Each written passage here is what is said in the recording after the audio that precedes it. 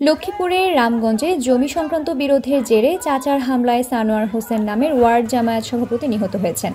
শনিবার ৬ সেপ্টেম্বর দুপুরে উপজেলার কাঞ্চনপুর ইউনিয়নের ব্রহ্মপাড়া গ্রামের করাতি বাড়িতে এই ঘটনা ঘটে। নিহত সানোয়ার ওই এলাকার বাসিন্দা এবং এক সন্তানের জনক। এ ঘটনায় তার মা হাসিনা বেগম ও ছোট ভাই আরিফ হোসেন আহত হয়েছেন। পুলিশ স্থানীয়দের সহযোগিতায় অভিযুক্ত কামাল হোসেনের ছেলে রাকিব হোসেন ও রাহাত হোসেনকে আটক করেছে।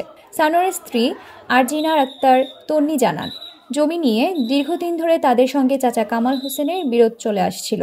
দুপুরে সানোয়ার পুকুর ঘাটে গেলে তাকে মারধর করা হয়।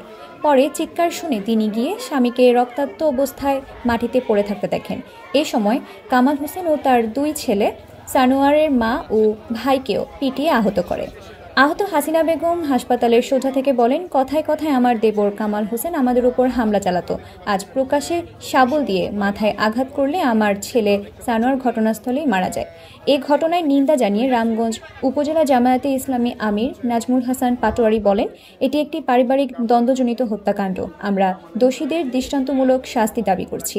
রামগঞ্জ থানার অফিসার ইনচার্জ মোহাম্মদ আব্দুল বারী জানান, নিহতের লাশ উদ্ধার করে ময়নাতদন্তের জন্য মর্গে পাঠানো হয়েছে। এই ঘটনায় 2 জনকে আটক করা হয়েছে।